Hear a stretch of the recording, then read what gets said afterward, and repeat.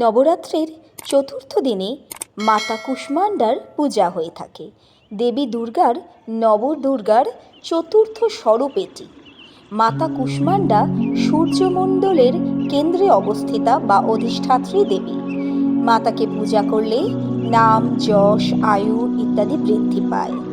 মাতার প্রিয় রং কমলা। কমলা রঙের পোশাক পরে ভক্তকে তাই পূজা করতে হয়। এই দিন মা কুষ্মাণ্ডাকে ফলে ফুলে বিবিধ উপচারে পূজা করতে হয় এবং তারপরে মালপোয়া ভোগ দিতে হয়।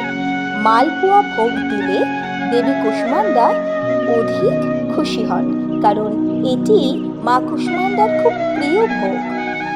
এই ভোগ দিলে আমাদের নির্ণয় করার ক্ষমতা বৃদ্ধি পায়।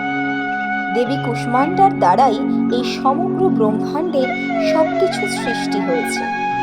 দেবীর বীজ মন্ত্র ऐं শ্রীং কুষ্মাণ্ডায় নমঃ এবং তার সাথে সাথে রিং দেব্যৈ নমঃ ইত্যাদি বীজ মন্ত্রে দেবীকে পুজো করা হয়। তবে সর্বরূপে তিনি মা জগজ্জননী দেবী দুর্গা।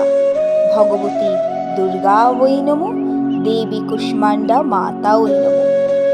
মা কুষ্মাণ্ডার রূপের মধ্যেই মায়ের অপূর্ব সৌন্দর্য নিহিত থাকে।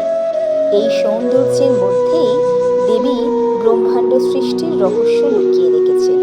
দেবীর স্মিত হাস্যেই এই ব্রহ্মাণ্ড সৃষ্টি হয়েছিল। সূর্যমণ্ডলের কেন্দ্রে তিনিই তো তাই বিরাজিতা। দেবী কুষ্মাণ্ডা জগৎ সংসারে অমৃত কলস হাতে নিয়ে অষ্টভুজা রূপে পরিচিত।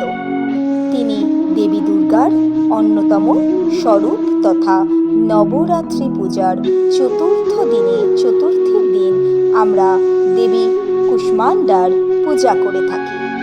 দেবী দুর্গা ওই নমঃ, ওম নমো ভগবতে দুর্গা ওই নমঃ, দেবী কুষ্মাণ্ডা ওই নমো নমঃ, নমো নমঃ, নমো নমঃ।